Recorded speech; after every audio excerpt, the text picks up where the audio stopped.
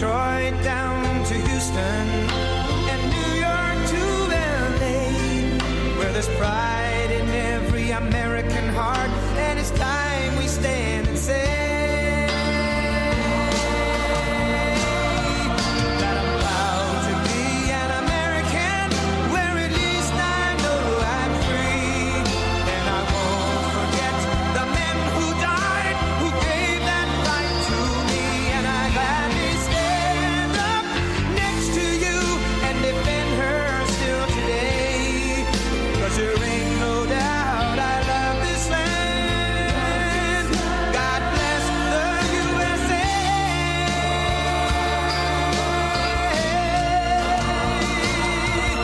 And I'm proud to be an American, where at least I know I'm free, and I won't forget the men who died, who gave that right to me, and I gladly stand up next to you and defend her still today, 'cause there ain't no doubt I love this land.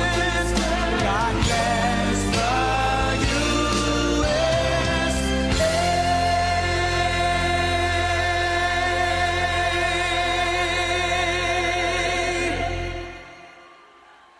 Thank you.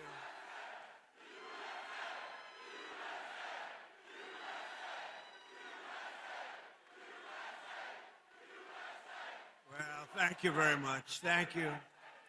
And a very special hello, Kentucky. I love Kentucky. I love Kentucky. We won in a landslide. We won by so much. We have the all-time record in this state.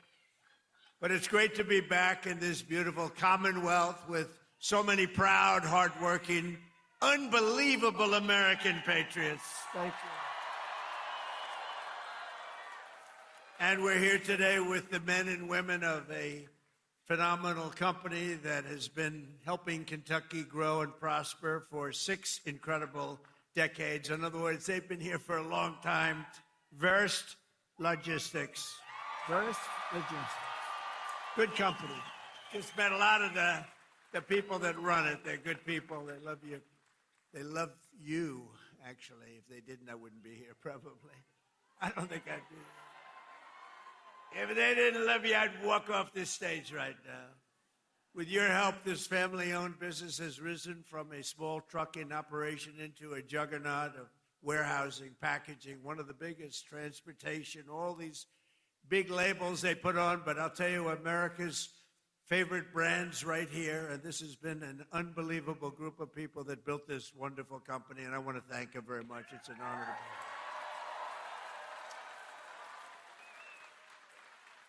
And like the people of Kentucky, you do it with skill and precision and pride, using equipment stamped with those beautiful words, made in the USA. Do you remember?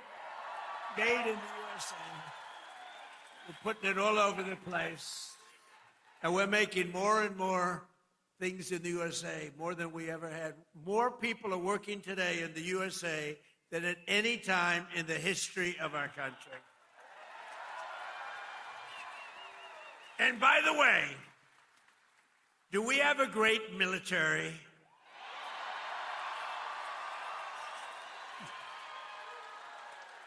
The best. Better than any military in the world by far. I didn't know that we're going to have to be showing it off so much, to be honest with you. I built it. In my first term, we built this military, and I didn't know that we'd have to use it quite as much as we're using it, but we're using it well, and there's no better military. There's nobody even close, so we're very proud of it.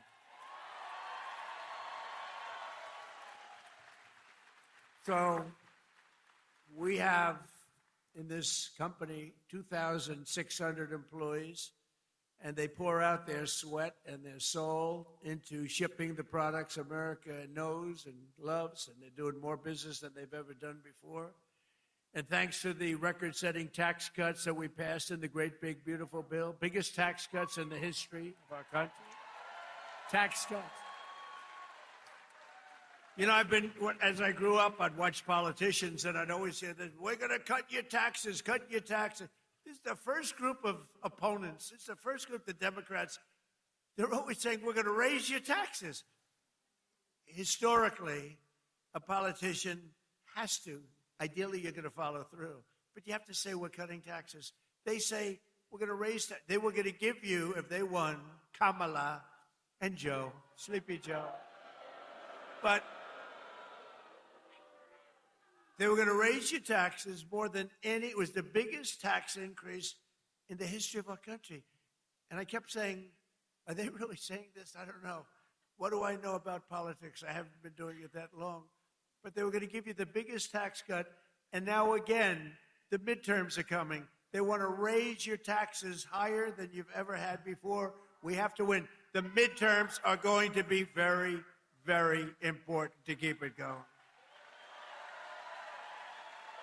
But thanks to the tax cuts, which are record-setting, we passed the great, big, beautiful bill, and I'm pleased to report that Verse Logistics is investing more than $10 million into expanding its operations this year, right here, $10 million. And you're buying brand new tractor trailers and opening up warehouses in 2 additional states, Texas and North Carolina. And that's what it's all about. And that's why we did it.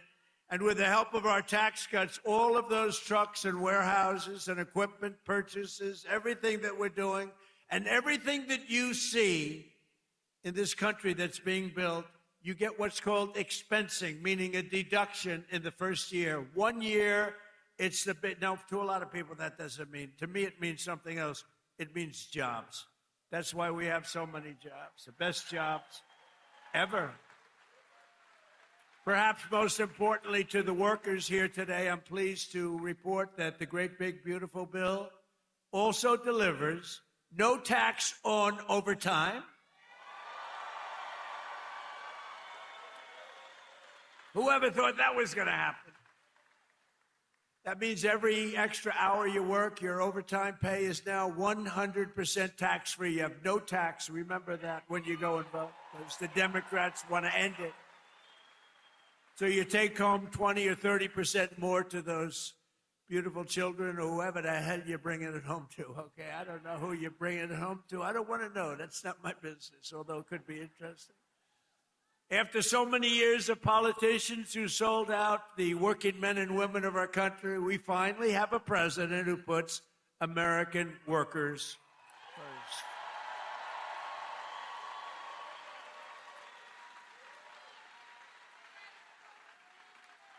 With us today are the front row Joes. You know, they have followed me.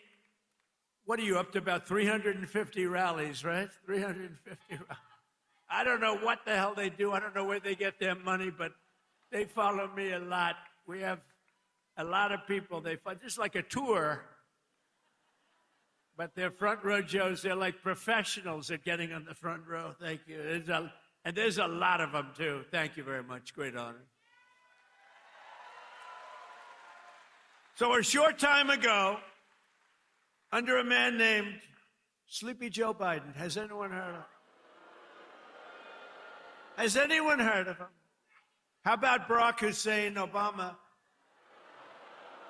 He went to Jesse Jackson's funeral. He spoke, and it was like a political hit job.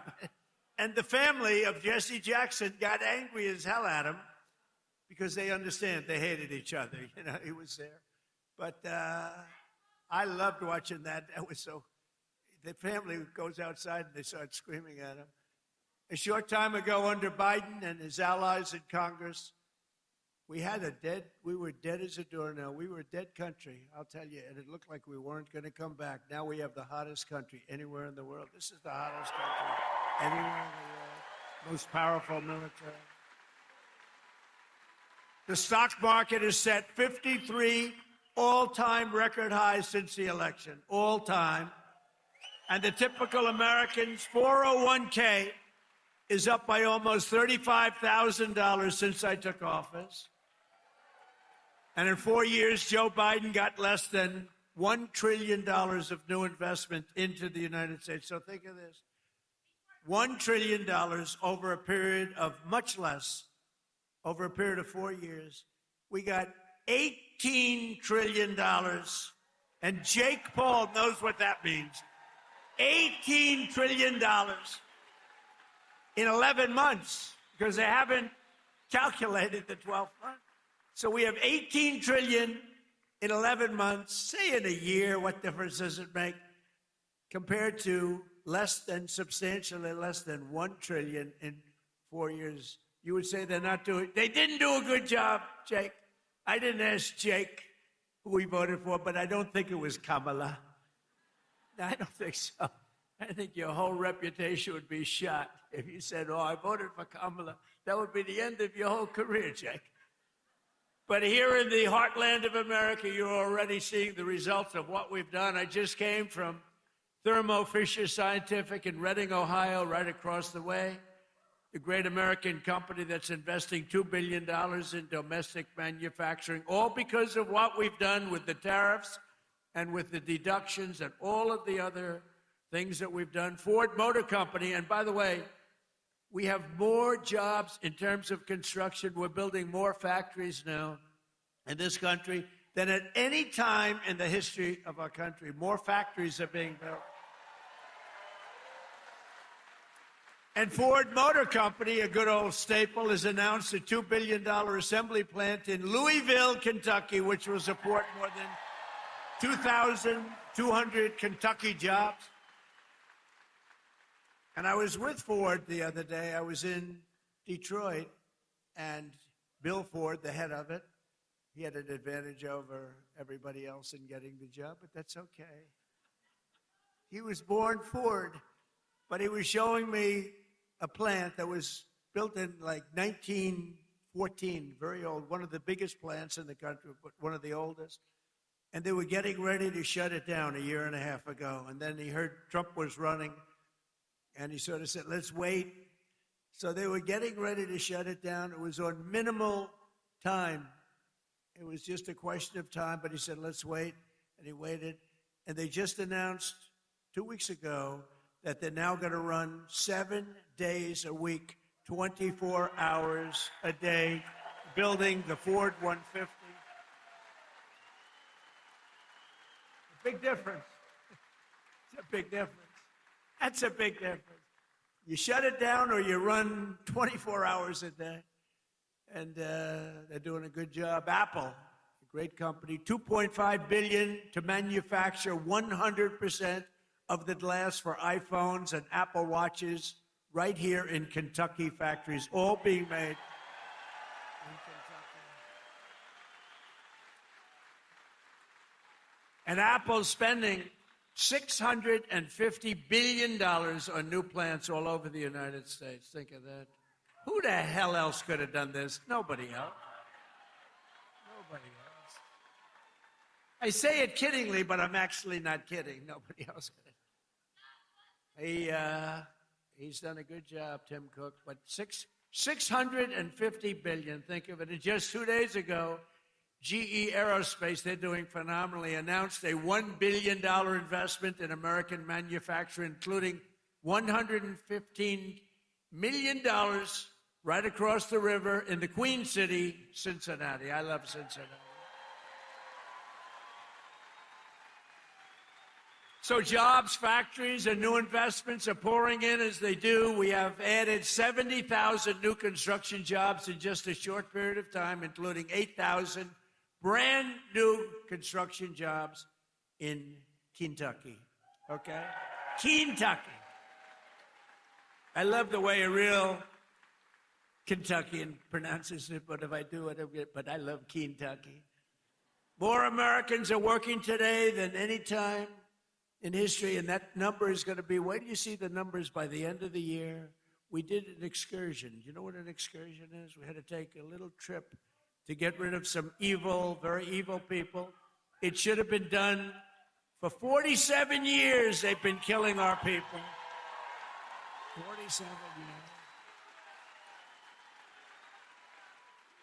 47 years.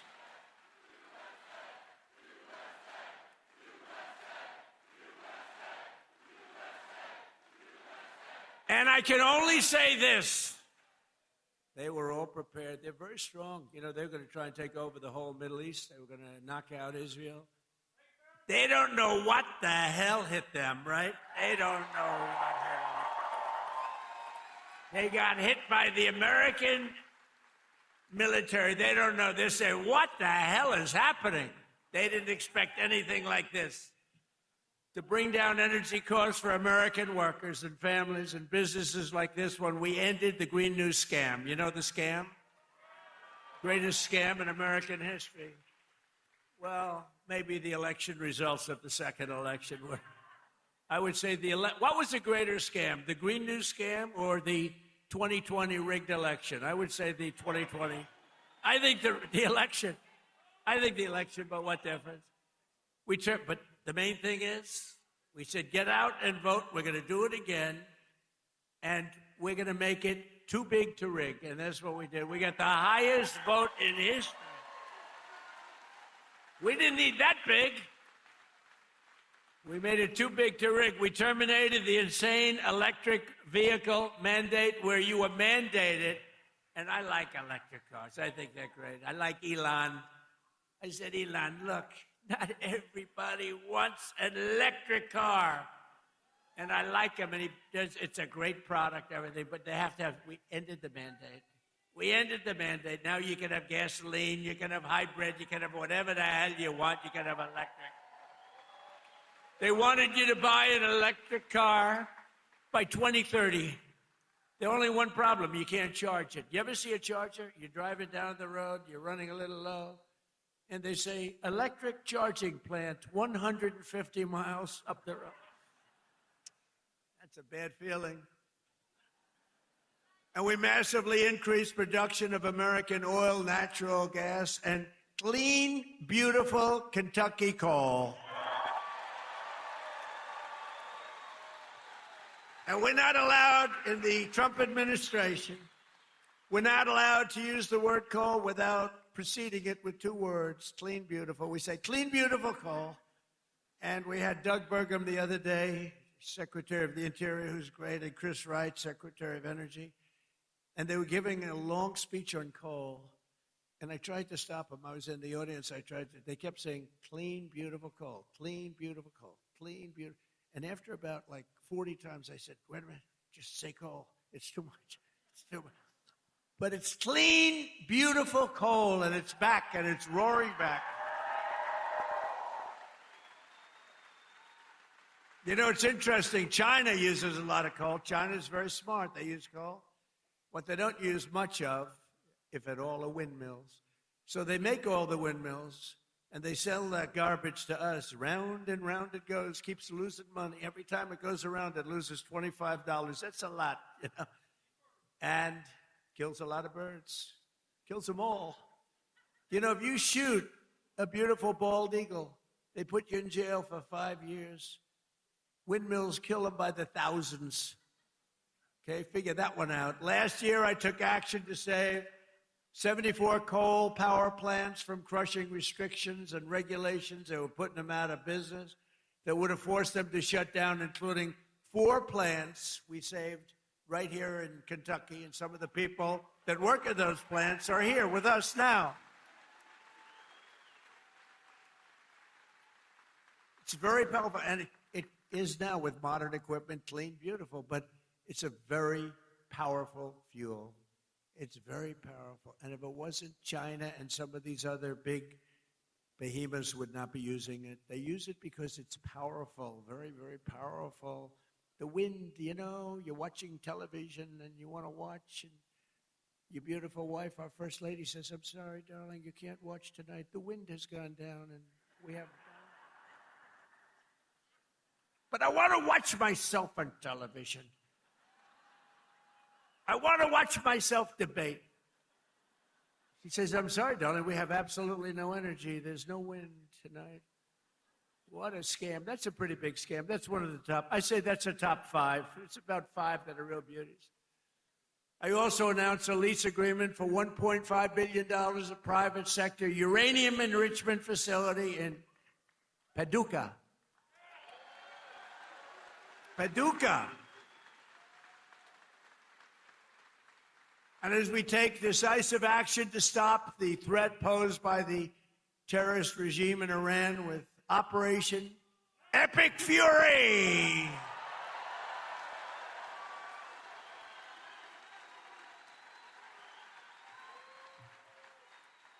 Is that a great name? Well, it's only good if you win. You know, you can only do. And we've won. Let me tell you, we've won. You know, you never like to say too early you won. We won. We won the bet. In the first hour, it was over. But we won. But they gave me a list of names at general. Sir, you can pick the name you'd like, sir. I said, the name of what? The name of the attack on Iran, sir. And they gave me like 20 names. And I'm like falling asleep. I didn't like any of them. Then I see Epic Fury. I said, I like that name. I like that name. And my administration, as you know better than anybody, is also working to keep the oil flowing. It's flowing all over. We knocked out, you know, they wanted to drop some mines. Very friendly people, mines, so boats blow up.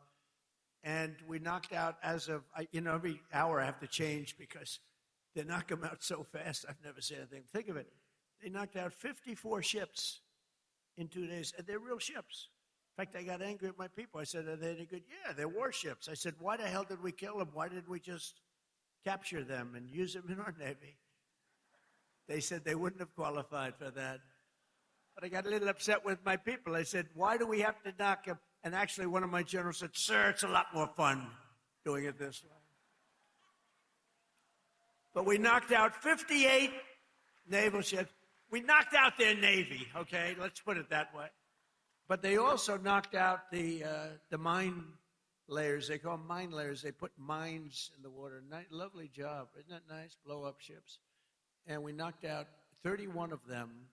And, you know, I was very proud of myself. I said, why did you use the weapon that we use on the drugs that come in by sea? Do you know that drugs by sea are down 98%?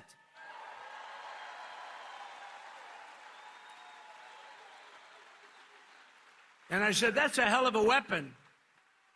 And they said, well, give it a shot. It worked very well. We've knocked out, I think, 28 or 29, all of them, almost all of them. They'll all be gone. By the time I'm finished speaking, they'll be gone. These people work very fast. But I'm pleased to report that earlier today, the International Energy Agency agreed to coordinate the release of a record 400 million barrels of oil from various national petroleum reserves around the world, which will substantially reduce the oil prices as we end this threat to America and this threat to the world. We don't want to leave early, do we? We got to finish the job, right? Over the past 11 days, our military has virtually destroyed Iran. Tough country. Their air force is gone. Totally gone. That took the better part of about 3 hours. They no longer have radar. They don't have anti-aircraft equipment. They don't have anything. Their missiles are down 90%. Their drones are down 85%. We're blowing up the factories where they're made left and right. And frankly, nobody has ever seen anything like it. Nobody's ever seen anything like what you're witnessing now, and that can include the original killing of Soleimani and al-Baghdadi, two of the worst killers in the world that I did, as well as Operation Midnight Hammer, where we totally obliterated Iran's nuclear potential. We obliterated it. They don't have nuclear potential. And then after Midnight Hammer, and then we left, we figured that'll be the end of them for a while. But they started again. That's why we got to finish it, right? We don't want to go back every 2 years. And that's because, you know, there'll be some day when you don't have me as president. You'll have perhaps you'll have a weak, pathetic person like we've had in the past, mostly all. Like Barack Hussein Obama, who signed one of the worst deals ever with Iran. where they were going to give up everything. Remember when he filled up a 757 with billions of dollars of cash and sent it to Iran? Billions. People forget that. That's when I realized the presidency is very powerful. When you could put over $1 billion in an airplane and fly it over and give it to a foreign country that's your enemy. How stupid was that? But that deal, the Iran nuclear deal, gave them the right to have a nuclear weapon as of 3 years ago. If I didn't terminate that deal, I terminated it very quickly. If I didn't terminate that deal, they would have had nuclear weapons, and this world would right now be a different place, much different place. Believe me. And then Biden, he came along. He had no clue. He didn't know what the hell he was doing. But what they did was incredible. Everything they did was wrong. Think of it. Afghanistan, Biden, Afghanistan. The most embarrassing day in the history of our country. Embarrassing. 13 dead, but hundreds and hundreds are dead from, I count both sides. You know, I do. I count both sides, sorry. But hundreds and hundreds of people dead. And instead of leaving from Bagram, they fled. You know, I hate to even say it. There's no reason. We were in there. I was the one. We're going to get out. We're going to get out with strength and dignity. We're pounding the hell out of them. They didn't like Donald Trump, the Taliban. They would do anything I asked them to do. You know that. And this guy comes in, left all the equipment behind. I said, every piece of equipment will be taken out with us. They said, no, it's better to leave the plane. I said, why is it better? Well, I think it's more cost efficient to leave the plane. No. You got a brand new fighter jet, $150 million. You give it a tank of gas, little jet fuel, and you fly it out. They said, sir, I think it's better to leave the plane. These are the exact opposite generals as we have now. Do we love General Raisin Cane? He's great. But oil prices are already coming back down, and it's going to come down, but we're not leaving until that job is finished, and it's going to be very fast. It's going to be very fast, but we're not going to count on having competent presidents. We have to assume we're going to have incompetent ones, like the one we had last time that couldn't walk off a stage. Remember? He'd finish with a speech. The speech would last about 2 minutes. People would come out, not many, like 2 people. And he'd be finished with the speech, and then he could never find his way off the platform. He'd look around over here. There's so many stairs. Like I have 4 sets of stairs on this platform. Usually they have at least that. He couldn't find, or walking up Air Force One. Now, I know the problem with this, it can happen. You could slip. I could slip. I came downstairs today that was soaking wet. You know, it's a little rainy today. And I have steel stairs, and I'm saying, ay. But I do it very slowly. I grab that thing because nobody cares if you set a speed record. The only thing I admired about Barack Hussein Obama, which was nothing actually, but the only thing is the way he bobbed down. Remember, he'd bob. Hey, you talk about unpresidential. He's bobbing, and I couldn't believe that he made it without at least a noticeable major fall. But Biden was the opposite. Biden couldn't even walk up the stairs. He fell 3 times walking up the. And the world watches that, and they don't like seeing it, although they actually do like seeing it, because they say, what the hell is going on? Or when he fell at the Air Force Academy, right? And the general was standing there, could have caught him, but he didn't want to drop the paper that he's holding in his hand. So Biden went down for the count. Now, we have a country now that's respected, and we don't play games, and we have the greatest military, and it's so nice to see. It's so nice to see.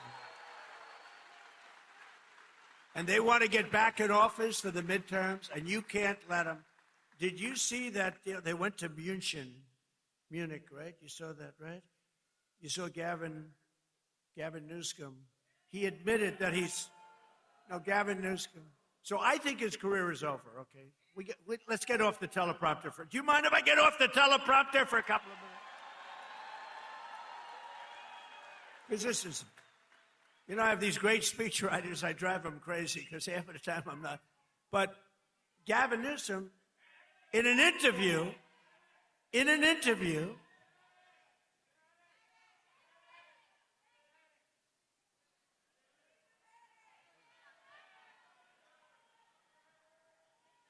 you have a doctor in the house, please? Doctor?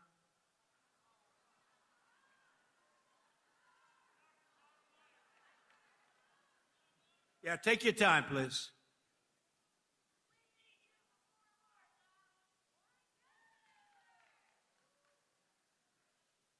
Take your time.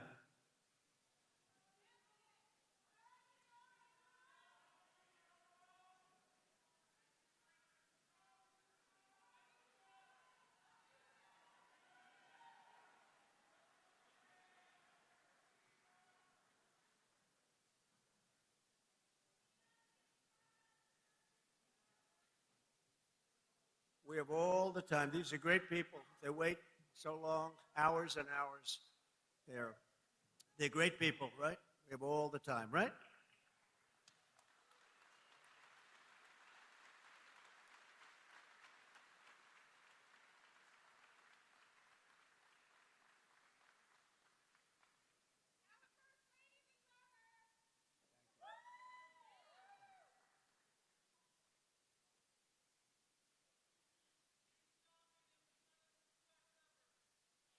Thank you.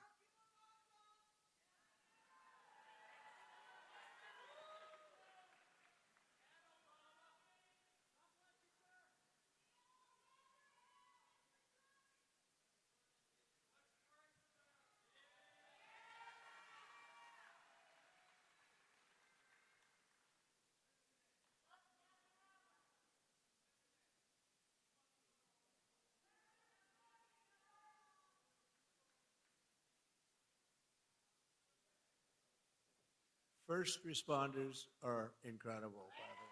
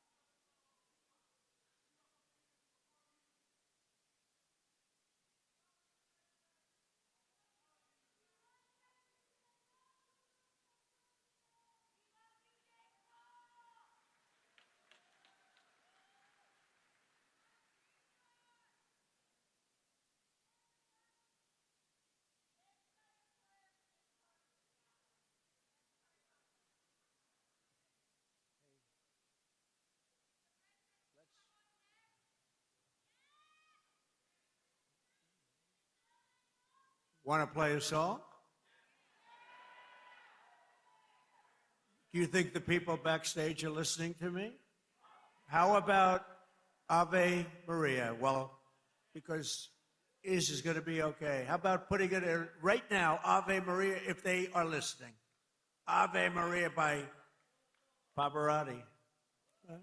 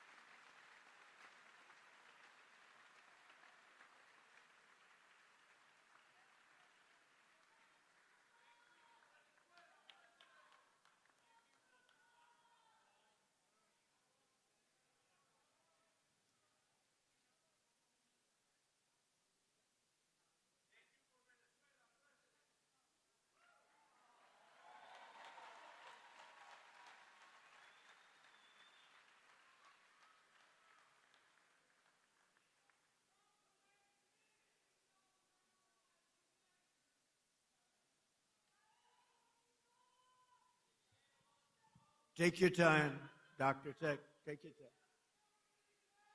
She looks great. She looks great.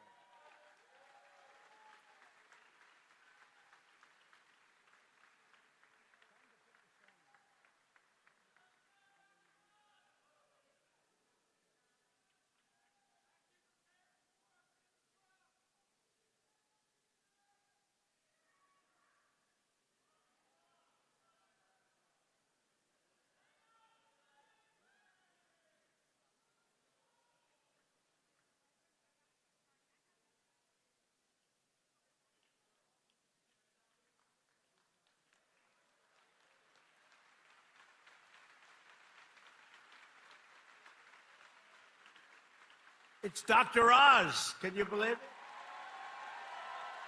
Dr. Oz. Wow. He's a good doctor. Thank you, Oz.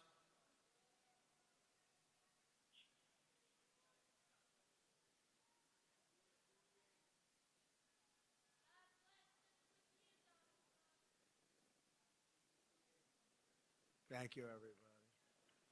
Great job. Thank you.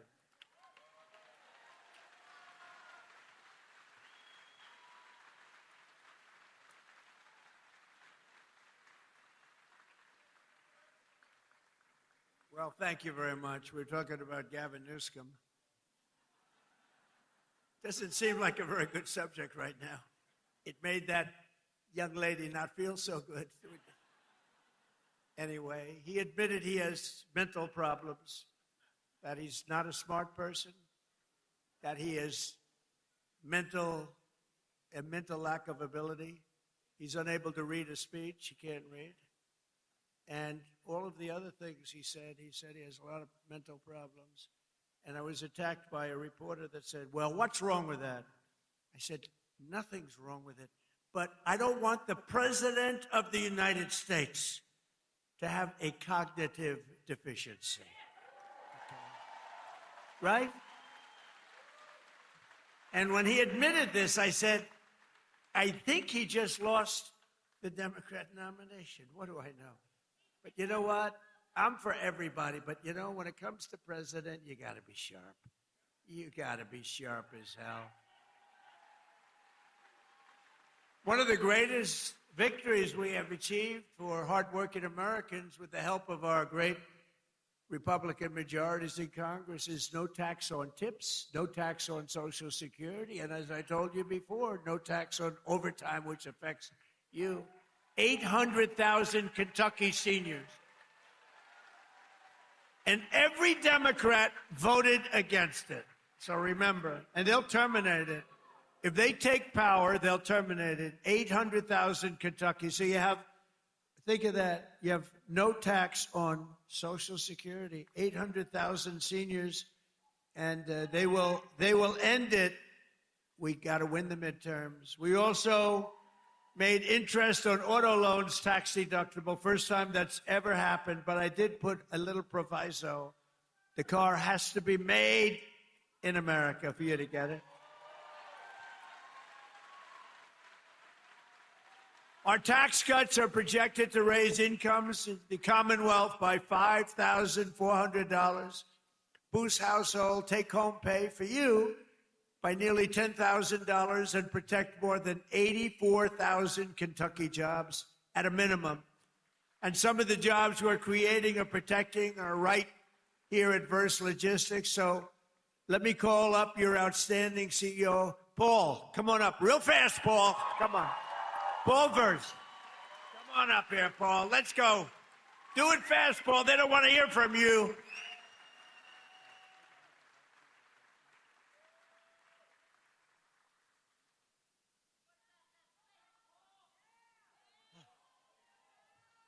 I wish I could have gone before him, Mr. President. Thank you, President Trump. Thank you for allowing me an opportunity to share our experiences, how your economic policies and the one big, beautiful bill have positively impacted our employees, company, and family. As mentioned in your earlier comments, the no tax on overtime will greatly benefit our employees, producing an average of $1,400 additional take-home pay per year per person.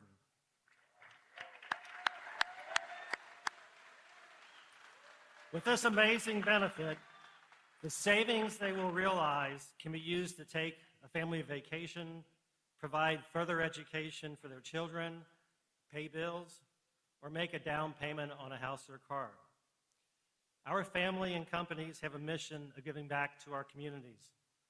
The savings from the lower tax rates and permanently full expensing of equipment will allow us to invest back in our local communities of supporting nonprofit organizations and providing educational scholarship money for students attending local high schools and colleges. Many of our versed family owners and members who are with us today understands how vital the extension of the estate tax credit exemption is for the continuity and succession planning of our great family business. Our sweat and equity are tied to this building, many others, and our business. Without this extension, it is possible our thriving business would one day need to be sold to pay family estate taxes. President Trump, this is all possible because of your vision to make America great again.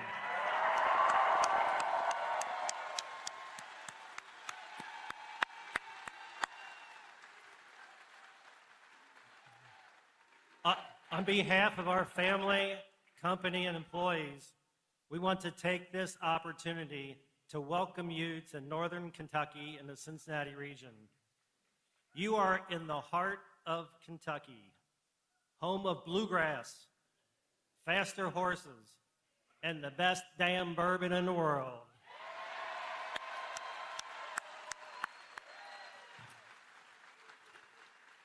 You are in Trump country right now.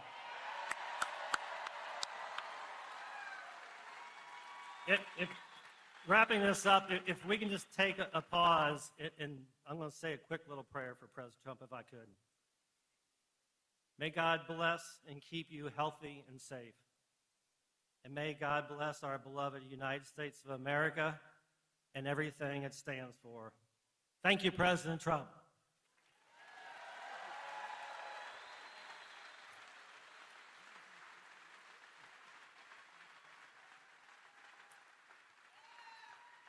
Thank you, Paul. Wow, he did a good job. You think that's easy to do? That's not easy. Oftentimes I'll say to the head of a company, please come up and say, no, I don't want to do it. Very good. Thank you very much. Thank you for the prayer. Also with us today is Sammy Biddle, who works at the restaurant and bar in nearby Newport, Kentucky. Sammy makes over half of her income through tips. And now, thanks to the no tax on tips, her tax liability has been slashed by more than 50%. The average filer's tax refund this year has soared to nearly $4,000. You're saving $4,000, and Sammy's receiving even more, over $5,000. So Sammy's going to make over $5,000 more than anticipated, all because of the great, big, beautiful bill that the Republicans got passed. But with not one Democrat vote. They want to raise your taxes. They're going to raise your taxes. So, Sammy, come on up for a second and say hello, Sammy.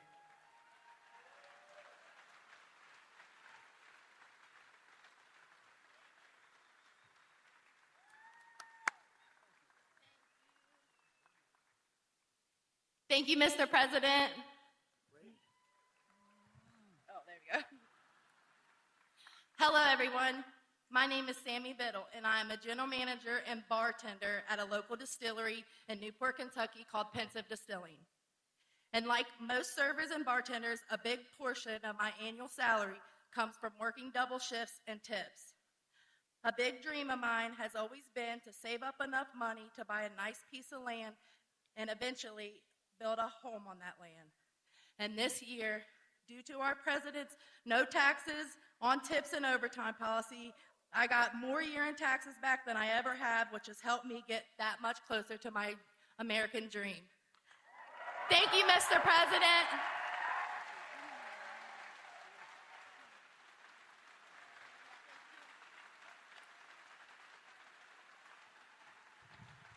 That's pretty good, right? Thank you, Sammy.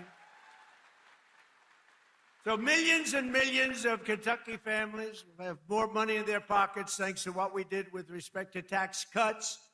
And I just described what every single Democrat in Congress voted against it. Every single one, not one voted for it. They want tax increases, along with just one Republican voted against. You know what the name is? He is the worst person. His name is, what the hell? How did he ever end up in Kentucky? His name is Thomas Massie. How did he ever end up here, Paul? Anyway, no, Massie voted against tax cuts for seniors. He voted against tax cuts for overtime workers. And he voted against tax cuts for earners, tip earners.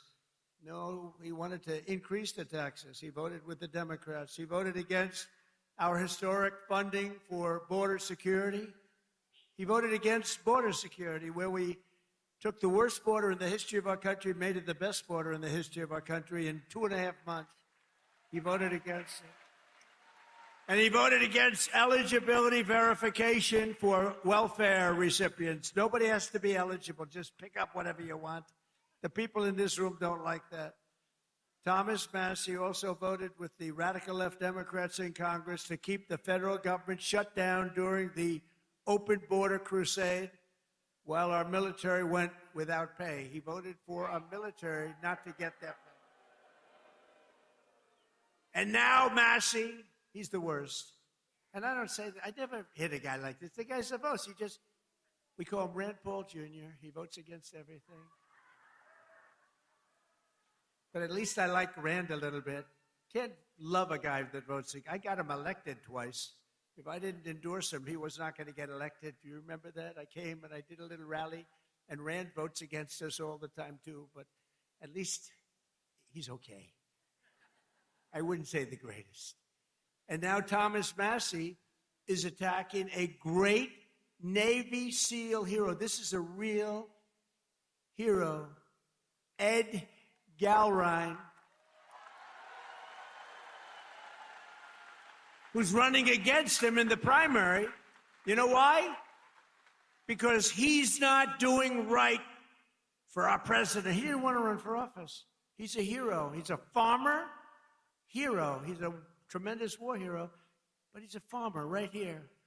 He's like central casting. I said, this is the guy I'm looking.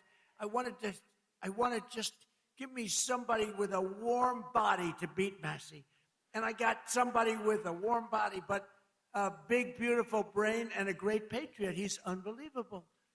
And he did it because he said he's disrespecting our country. He votes against everything.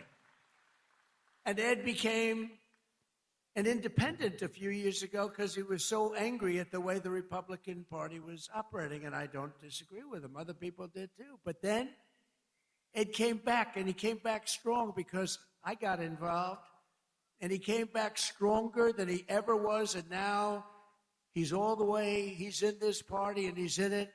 And he said, I came back because of the strength and wisdom that Donald Trump displayed, and I appreciate that. That's a nice... I think I'm going to use him in an ad. I think I'll use that statement. I'm going to use that statement in an ad.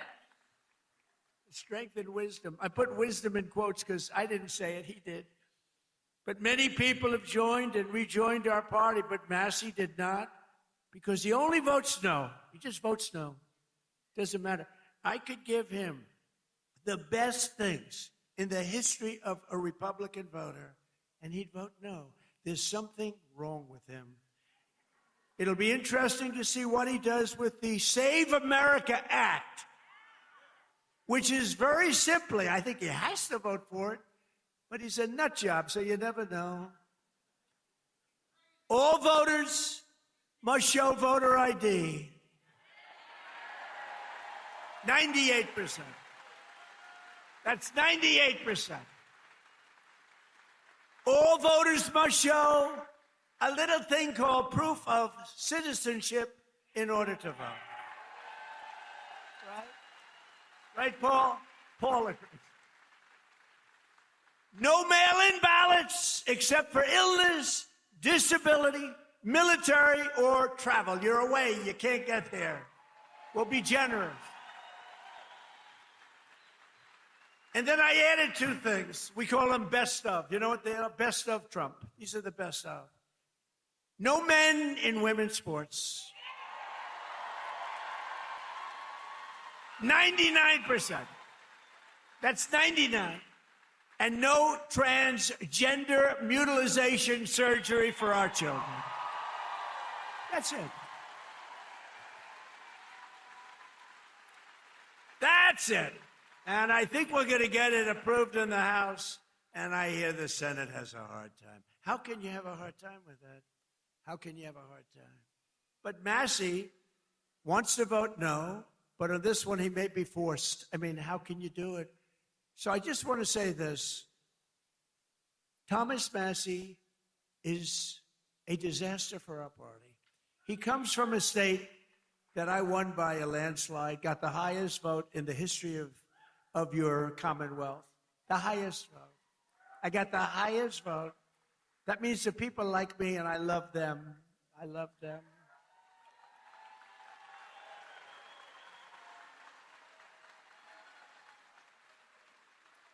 I love them more than they love me, but I still got the highest.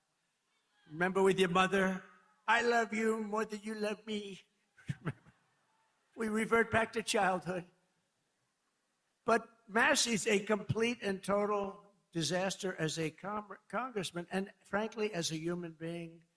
You know, he's got one thing going. He went to a good college. But I know a lot of stupid people that went to a good college. And my uncle was the longest-serving professor in the history of that particular college, university, MIT. 41 years. My uncle was there 41 years, so that means I have much better blood if you go by that. But I went to the hardest college of all to get into, the Wharton School of Finance. That means I'm real smart. We got to get rid of this loser. This guy is bad. He's disloyal to the Republican Party. He's disloyal to the people of Kentucky, and most importantly, he is disloyal to the United States of America.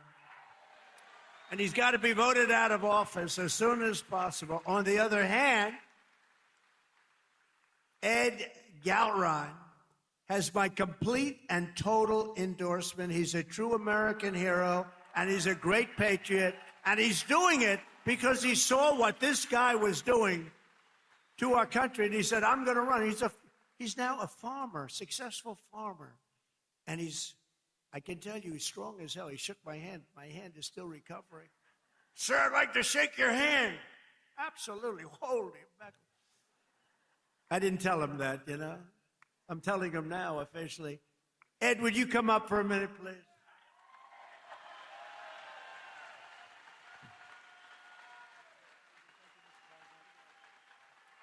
Mr. President, welcome to Kentucky, and thanks for coming to the heartland.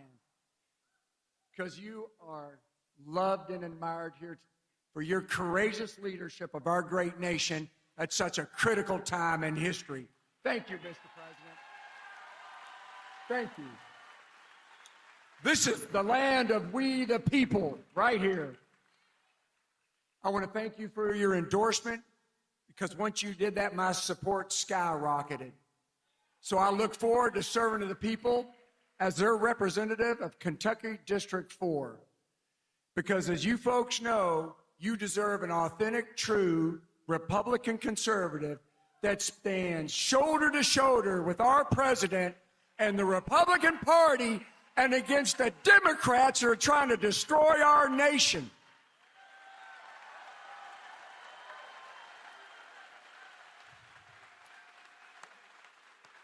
USA, USA, USA.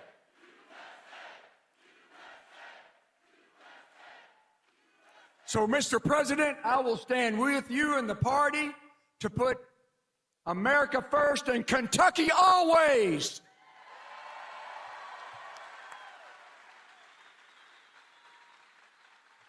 Mr. President, I hope the fake news gets this. Tom Massey stands with the ladies of The View. Tom Massey stands with the ladies of The View. Mr. President, we stand with you. Fight, fight, fight! USA! USA!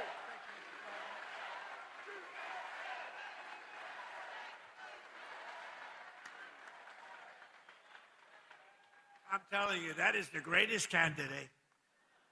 You know, I've done this before, not quite as violently and miserably as this one, but I just can't stand this guy.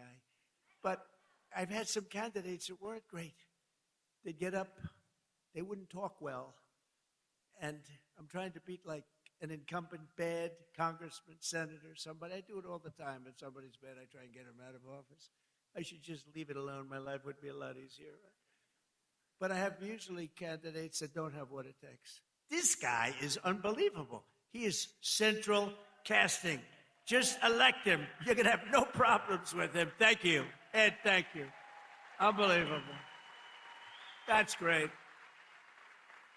He's a good man. With us today are some of the amazing warriors who, unlike Massey, stood up for the working people of this Commonwealth, this great group of people, the people that built the nation, including a wonderful man who's been with me all the way, Congressman Andy Barr.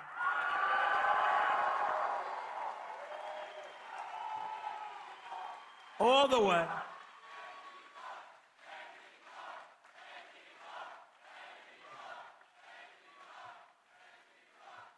He's a good guy and a warrior.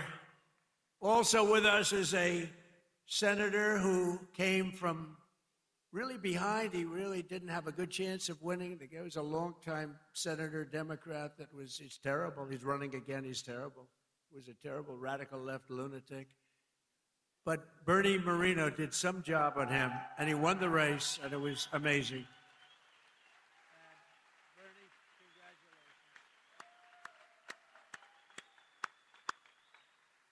And thanks as well to CMS Administrator. You just saw him working. Dr. Mehmet Oz. He was just working.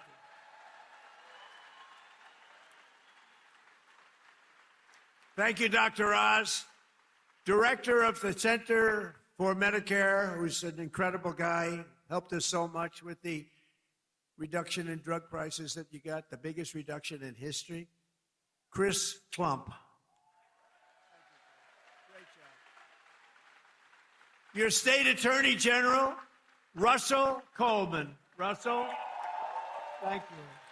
Thank you, Russell. Good job. A wonderful Secretary of State. We have a good one in Washington, too. Marco. Do we like Marco? I think so. Your Secretary of State, Michael Adams. Thank you. Thank you, Michael. State Auditor, Allison Ball. Thank you. These are great people, and I've gotten to know them over the years. They're just incredible people. State Treasurer, Mark Metcalf. Thank you. Thank you, Mark. Great job. Your former Kentucky Attorney General, Daniel Cameron. Daniel, thank you. Thank you, Daniel. And Chairman and CEO of Morris Industries, a good man, Nate Morris. Nate, thank you. Now, also with us is a local legend who did quite well suing the Washington Post and various and sundry others. Where's Nick Sandman? Where's Nick? Come here, come on. Hurry up, Nick. He's a young guy. He can get up here. Guy walked away with a lot of money. They did a number on him. He said, we're not going to take it anymore. I love these guys. Nick, wow. become a big celebrity, too. Nick, say a couple of words, Nick. We love Nick.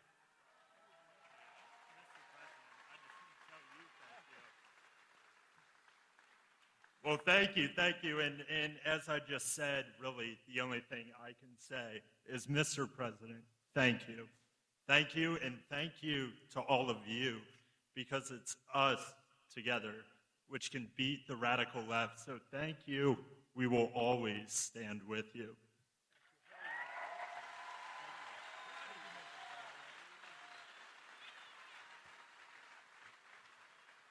I watched that whole thing unfold, Nick, and I said, that guy is getting scammed.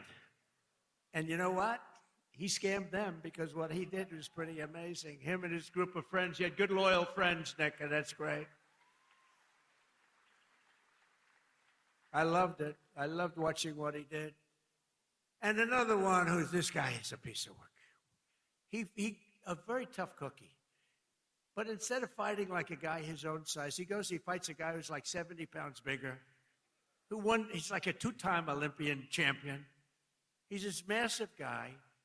And my friend is a guy named Jake Paul. And I said, and I'm watching, I didn't realize there was a slight size variance, like about 7 inches and about 70 pounds.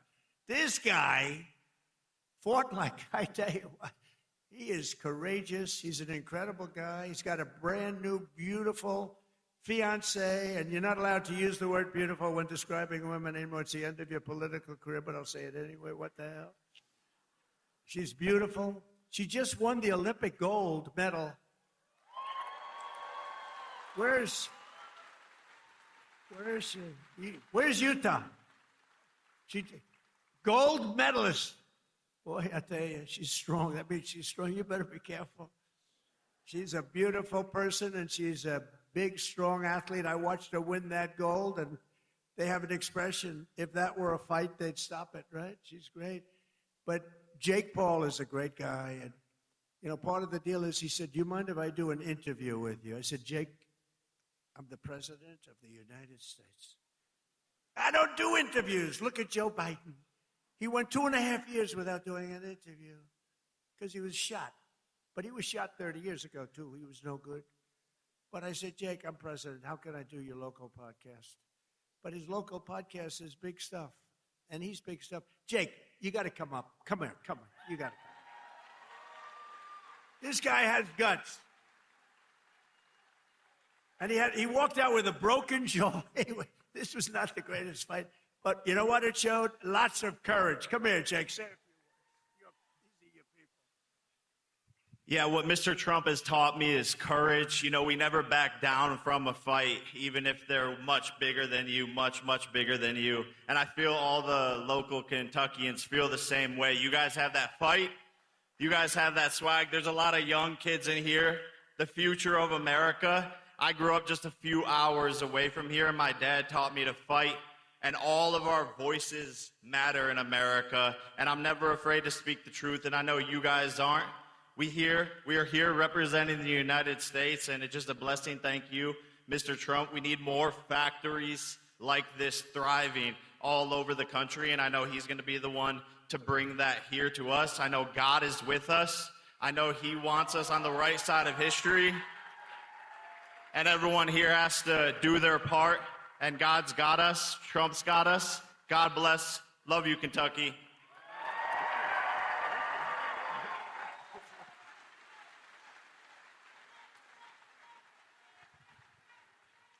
No, he's a great guy. He's a courageous guy and a talented guy. He's a hell of a fighter, too, by the way. And I just want to say, I'm going to make a prediction that you will be, in the not-too-distant future, running for political office. Okay? And you have my complete and total endorsement, okay? No, that's what we want. He's an incredible guy. A lot of courage and smarts. So in 4 long years, Joe Biden and the radical Democrats in Congress gave us the worst inflation in the history of our country, driving up prices all across the board. They left us a mess. In 12 months, my administration has driven down core inflation down to the lowest level in more than 5 years. And in the last 3 months, inflation was less than 1.7%. Under our policies, prices for chicken, eggs, cheese, butter, potatoes, and fresh fruit are lower today by a lot than when I took office. Hotel rates, automobile prices, and rent payments are way down as well. As a result of my direction to purchase $200 billion in mortgage bonds, a risky move perhaps, but not for me. Mortgage rates are now the lowest in more than 5 years, and the annual cost of a typical new mortgage is down almost $5,000. And to help our great citizens afford their American dream, I recently signed an executive order to ban large Wall Street investment firms from buying up single-family homes.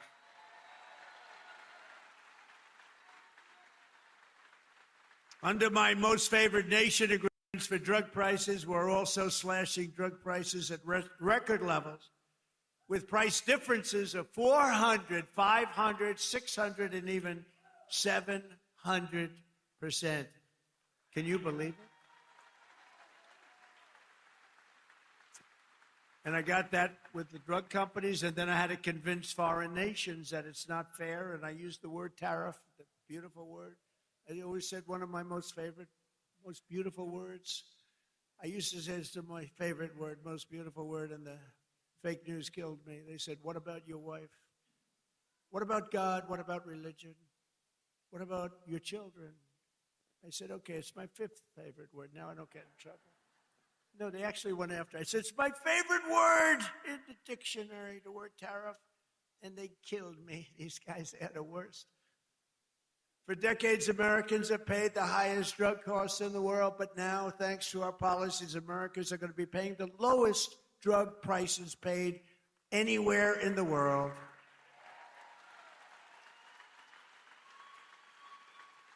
And these incredible price reductions are available right now at, and I did not name this. This was done by Dr. Oz and Bobby. Where's Oz? He's back with the patient. See, he stays with the patient. Where's Oz? Oz, is it true that I did not name this after myself? Okay, thank you. If he said no, he'd be out of here. No, he's done a great job. And is she okay, Oz? Good. Thank you. Great. Great job. She's okay.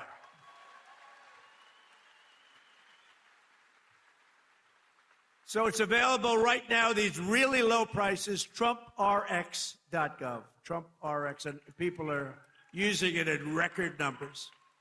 He named it, I didn't name it. I'm not sure I want my name on drug. Well, drug reduction is probably good, right? If prices ever go up, I'm going to say, get my name off there. But they're not going to go up. They're only going to go down. Other presidents tried to do it, but all they did was talk. It was all talk, no action. I got it done. I got it done for you. Got it done for Kentucky. But it's doing record-type business, right? Biggest price reduction. I think it's one of the biggest things to happen in medicine because the prices are just a tiny fraction of what they were. So Trump RX is a major step toward a larger goal of reducing the cost of health care for hardworking Americans since the passage of the Unaffordable Care Act. You know what that is? I love the name. The Unaffordable Care Act. Oh, do the Democrats hate me? I wonder who hates me more, stupid Tom Massey or the Democrats? I think it's us. Well, they have Trump derangement syndrome. If we won that war, which we have basically done, if we won that war in one day, he should have done it faster. It's unacceptable. And by the way, if I didn't go in, now they like to complain. It's hard for them to complain. With that military, it's so incredible. But they like to complain. So let's assume I didn't go in. I was like every other president. Oh, no, let them kill people. Let them get an atomic weapon. Let them get a nuclear weapon that can destroy the world. So let's assume I didn't go in. They'd say, he should be going in. These are the worst people. Since the passage of the Unaffordable Care Act, sometimes referred to as Obamacare, named after Barack Hussein Obama. Have you heard of him? Big insurance companies have gotten rich with our government giving them hundreds of billions of dollars as their stock prices soared up to 1,700%. Under my plan, I want to stop all payments to big insurance companies and instead give the money directly to the people so that they can buy their own health care, which will be better health care at a lower cost, Dr. Oz. Okay? Billions, trillions of dollars a year, literally trillions, go to insurance companies and you get rotten health care. Obamacare is a loser. It was meant for the insurance companies, and the insurance companies totally control the Democrats, not the Republicans. Just over 1 year ago, we inherited a mess, a floundering economy, wide open borders, the worst inflation ever, crime, chaos everywhere. Today, just a short time later, look, we've been there for 1 year. We have the most secure border in U.S. history. The flow of fentanyl across our border is down by 59%. We get it better. The murder rate just saw its single largest drop ever recorded, the lowest in 125 years, before my father, Fred, was born, before he was born. And that's despite the fact that we have a lot of people that shouldn't have been allowed in here that are murderers. Inflation is plummeting. Incomes are rising. The economy is roaring back. And America is respected again, perhaps respected like never before. Every single day of my administration, with the help of the great people of Kentucky,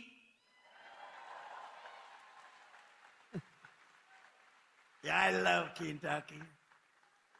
We will keep on working, and we will fight, fight, fight, and we will win, win, win. And together, we will make America powerful again, Front Row Joe. We will make America wealthy again. We will make America healthy again. We will make America strong, strong again, strong. We will make America proud again. We will make America safe again. And we will make America great again. Thank you, Kentucky. Thank you. Thank you very much. Thank you very much.